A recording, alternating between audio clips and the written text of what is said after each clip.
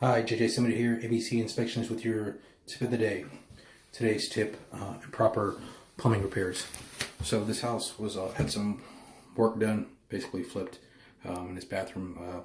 There's been some upgrades in the bathroom here. New vanity, countertop, sink, etc.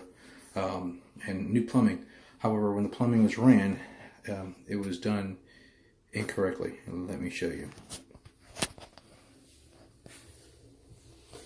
See how the P-trap is doubled up and it loops around? It's basically an S-trap.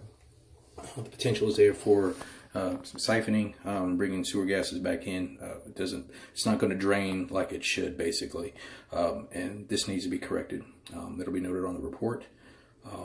Whenever you're doing these things, always make sure that you plumb your drain lines correctly. The P-trap's purpose is to keep water in the bottom of the trap and to prevent any sewer gases coming back in to the house. So if you're not sure what you're doing, always hire a licensed plumber to do so. That's your tip of the day. Have a blessed day. Thanks for watching.